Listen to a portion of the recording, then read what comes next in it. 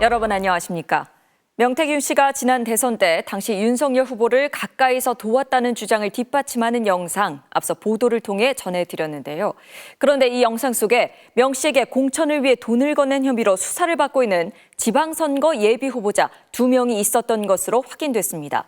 명 씨가 윤석열 대선 캠프를 이른바 공천 장사에 활용한 정황이 갈수록 짙어지고 있습니다. 먼저 구민지 기자의 단독 보도입니다.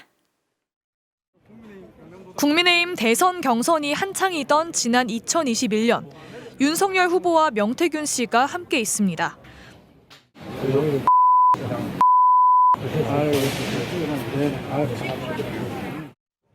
명 씨가 윤 후보에게 소개하면 명함을 교환하고 악수합니다.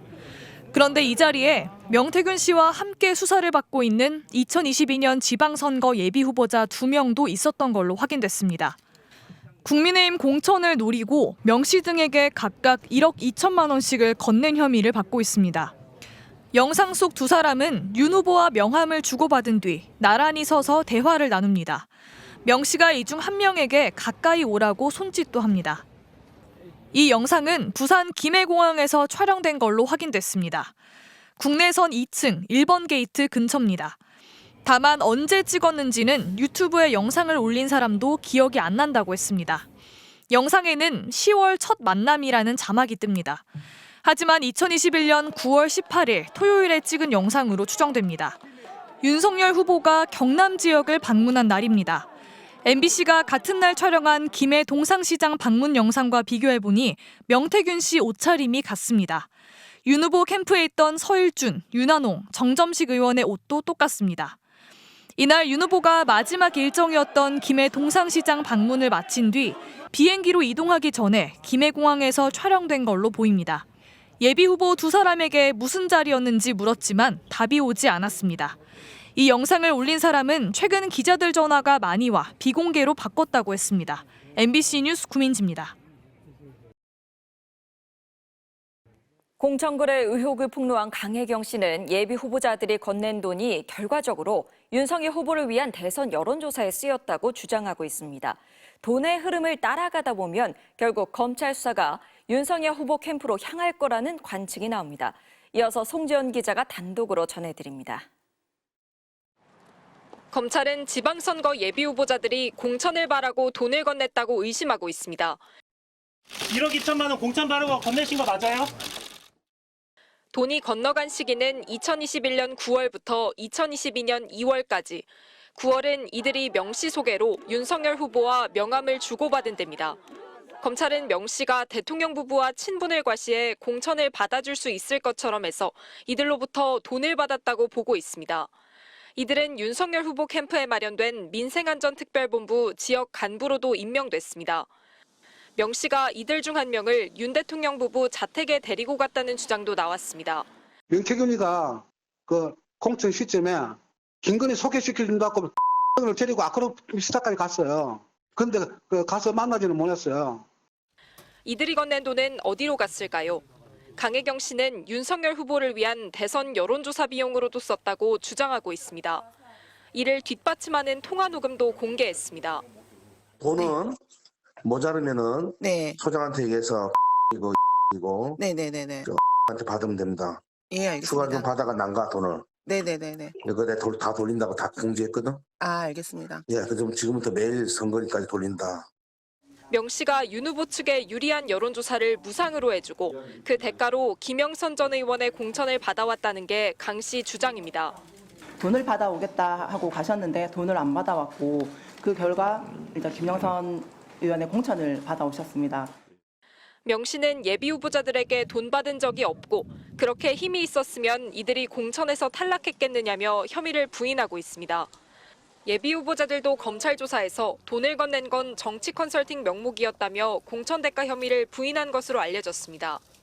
이들이 건넨 돈이 여론조사 비용으로 흘러갔다면 명 씨가 예비 후보들을 이용해 불법 정치 자금을 마련한 셈인데 검찰 수사가 윤석열 캠프 여론조사를 정조준할 수 있을지 관심이 쏠립니다. MBC 뉴스 송재원입니다. 최근 윤석열 대통령의 군 골프장 방문을 두고 대통령실이 트럼프 2기 골프 외교를 위한 골프 연습이라고 해명을 했다가 거짓 해명 논란이 거세게 일었었는데요. 대통령 경호처가 윤 대통령의 군 골프장 방문을 취재하던 기자의 휴대전화를 뺐고 경찰은 기자를 입건한 것으로 나타났습니다. 야당은 일제히 경호처가 또 입틀막에 나섰다고 비판했고 경호처는 법에 따른 정당한 조치라고 반박했습니다. 고재민 기자가 보도합니다. 지난 11월 9일 CBS 노컷뉴스는 윤석열 대통령이 서울 노원구 태릉골프장을 방문하는 모습을 포착해 보도했습니다. 이어 당시 CBS 취재진과 대통령 경호처 직원들의 대화 내용을 공개했습니다. 핸드폰을 제 건데 마음대로 이렇게 하시면 좀 누구신데 핸드폰 제 걸 가져가시고 이렇게. 나중에 초상권을 걸리는 것보다 서로 빨리 지워주십시오. 녹음 속 경호처 직원들은 취재진에게 경호 위해 행위를 하고 있다고 경고하며 어떻게 대통령의 방문을 알았는지 물었습니다. 제가 봤을 때 축구가 아닙니다. 대통령 방문을 하는데 우리도 내부적으로 굉장히 관리를 하고 있는 부분을 이해하셨습니까?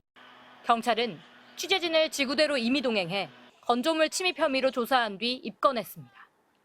전국 언론노조 CBS 지부는 당시 현장엔 단풍 사진을 찍으려는 시민들이 자유롭게 드나들고 있었다며 경찰이 불법을 자행한 경호처 대신 피해자와 다름없는 기자를 입건했다고 비판했습니다.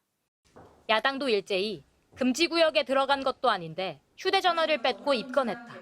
합법적 취재에 대한 경호처와 경찰의 적반하장식 폭력적 과잉 대응이라고 지적했습니다. 골프 논란에 대한 국민의 물음에는 입국탓하고 언론과 표현의 자유는 입틀막하는 윤석열 정권의 행태가 참으로 후안무치합니다. 대통령 경호처는 신원 불상자들이 경호구역에 무단 침입해 적발되자 도주했고 이들을 추적해 붙잡아 경찰에 인계했다며 법률과 규정에 따른 적법한 조치라고 주장했습니다. MBC 뉴스 고재민입니다.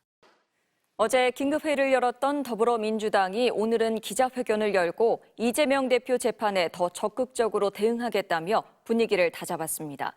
김건희 여사 문제 등 수사에 몰렸다가 모처럼 여유를 찾은 국민의힘은 25일 이 대표의 두 번째 판결을 거론하며 공세를 이어갔습니다. 나세용 기자입니다. 더불어민주당 지도부가 휴일 긴급 기자간담회를 자청했습니다. 당선 무효형이 확정될 경우 선거보전금 434억 원을 반환해야 하는 만큼 당 차원의 적극적인 대응을 예고했습니다. 당은 흔들림이 없다고도 강조했습니다. 흔들림 없이 싸우고 과업들을 수행하기 위해서 뚜벅뚜벅 길을 간다. 격려 전화가 오시고 오히려 단합이 더 잘 되고 있다. 저는 이렇게 느끼고 있는데요. 1심 판결 내용도 조목조목 비판했습니다. 이 대표는 사진이 조작됐다고 말했는데 검찰이 골프를 안 쳤다고 말한 것처럼 몰아가더니 유죄가 선고됐다면서 사실관계를 분명히 알리겠다고도 강조했습니다. 재판 과정에 밝혀진 진실은 외면한 채 검찰이 왜곡 날조한 기소 내용에 의존한 정치 판결을 했습니다. 다만 당내에선 현재로선 정치적인 판결이라 반발하는 것밖에 방법이 없다며 다른 재판이나 2심에서 또 당선 무효형이 나올 경우 분위기가 심각해질 수 있다는 우려도 감지됐습니다. 국민의힘은 민주당이 판결에 불복하며 법치주의를 흔들고 있다면서 다급할수록 억지 쓰는 목소리가 커진다고 비꼬았습니다. 민주당의 그러한 사법 절차들을 무시하고 사법 결정들을 인정하지 않는 부분에 대해서는 이해하기 어렵다는. 한동훈 대표는 흔한 재판에서 통상적인 결과가 나왔고 25일 재판 역시 통상적인 결과가 나올 것이라며 곧 이어질 위증교사 혐의 1심 판결도 겨냥했습니다.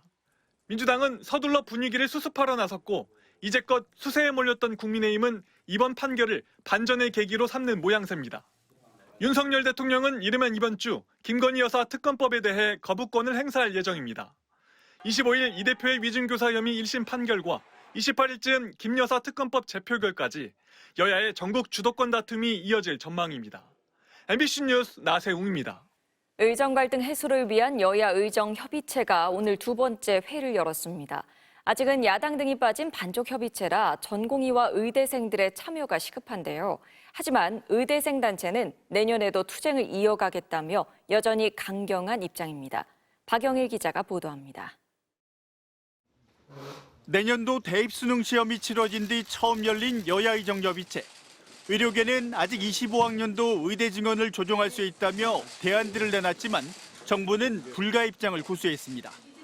쉽지 않다기보다는 법적인 문제들이 결부돼 있어서 진행하기 어렵다는 입장을 26학년도 이후 증원을 놓고도 양측은 평행선을 달렸습니다. 정부는 의사수급 추계위원회를 통해 26학년도 증원부터 원점에서 논의하자는 반면 의료계는 26학년도 증원은 유보한 뒤 27학년도부터 추계위에서 합의하자고 맞섰습니다. 의대교육의 질을 평가 인증하는 한국의학교육평가원의 자율성 보장에도 양측은 구체적 방안에서 인식차를 드러낸 것으로 알려졌습니다. 주요 쟁점들의 이견을 좁히기 위해선 결국 협의체가 완전체를 갖추는 게 급선무란 지적입니다. 야당이 전공의 등의 참여를 요구하며 대화에 나서지 않고 있는 가운데 내일 출범하는 의사협회 비상대책위에 행보가 분수령이 될 걸로 보입니다. 특히 비대위는 위원 15명 중 6명을 전공의와 의대생 대표로 구성할 계획입니다. 의정 갈등 핵심 당사자들의 목소리를 키워 의협 차원의 협의체 참여 가능성을 모색해보겠다는 겁니다. 현재 의협의 경우엔 저희가 다시 한번 요청을 드리려고 하고 있고요. 그 외의 단체들에 대해서도 저희가 적극적인 참여를 부탁드리고 있습니다.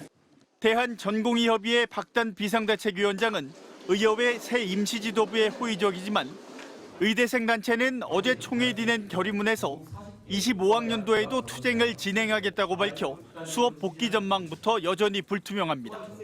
MBC 뉴스 박영일입니다.